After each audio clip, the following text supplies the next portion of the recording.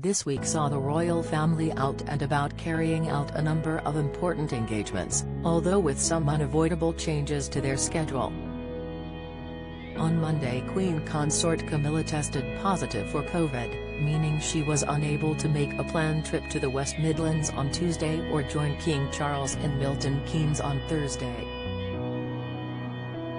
Princess Anne and her husband Sir Timothy Lawrence flew to New Zealand on Sunday for a 4-day visit, however their plans had to change in the aftermath of Cyclone Gabrielle. Here's everything the royals got up to this week. Tuesday 14 February on Valentine's Day the King held an investiture at Windsor Castle, before in the afternoon heading to Hounslow in West London to meet with Turkish volunteers aiding in the relief effort for those affected by the earthquakes in Turkey and Syria. While there he found time to pop into Mongol Kebab restaurant.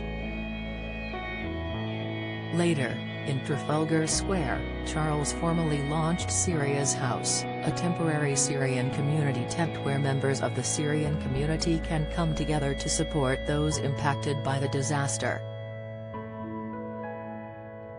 On Tuesday the Princess Royal also touched down in New Zealand, which is now in a state of emergency following Cyclone Gabrielle.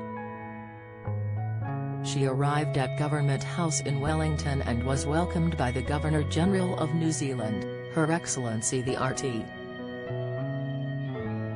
Honourable Dame Cindy Kiro. Much of the country's North Island had been battered by the cyclone, with Anne's schedule being adjusted to take into account the dangers posed by the extreme weather. Wednesday 15 February on her second day in New Zealand the Princess began her day by meeting with the country's new Prime Minister Chris Hipkins. She then visited the National Crisis Management Centre at the Executive Wing in Wellington to meet those involved in the response to Cyclone Gabrielle. She said in a statement, "I have been given the opportunity to visit the National Disaster and Crisis Headquarters today and I am impressed by the major efforts being undertaken by first responders, local and national agencies to ensure the best possible support for everyone. I admire the courage of the people of Aotearoa during this alarming and difficult time. You should all be proud of the resilience, strength and care for your communities you are showing in the face of adversity." Anne also took in the Museum of New Zealand and attended a reception to mark 100 years of the Royal New Zealand Corps of Signals, as part of her role as Colonel-in-Chief. To finish off the day the Princess Royal attended a service of remembrance and laid a wreath on the tomb of the unknown warrior at the capital's National War Memorial.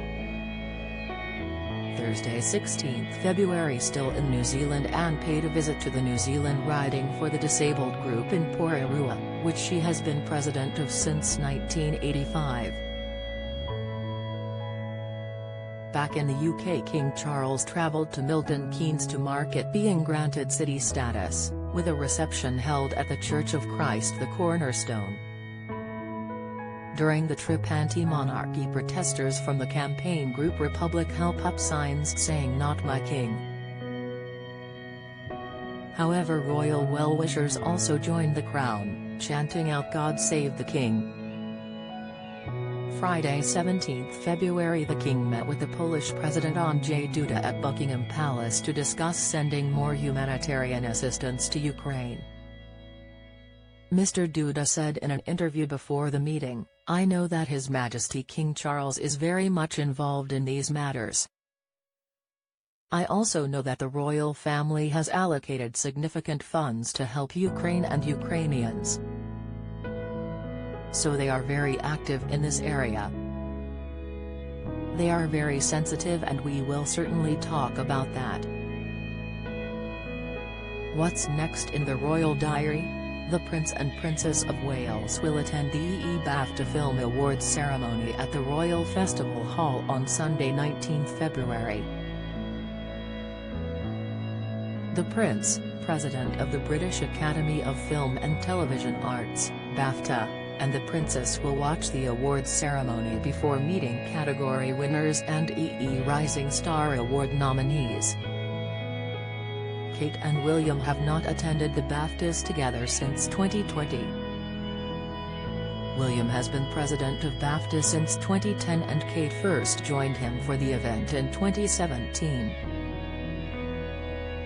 Diary constraints prevented the couple from attending last year's ceremony, but William made a virtual appearance in a special video message.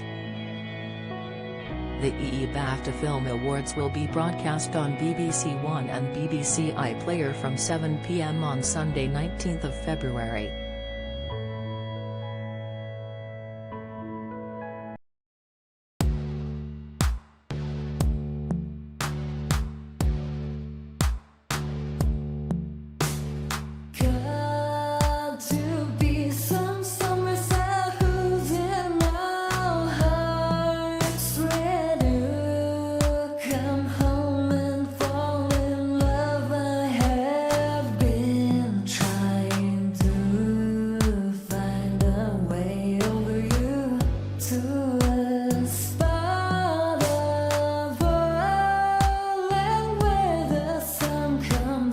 From above, melted.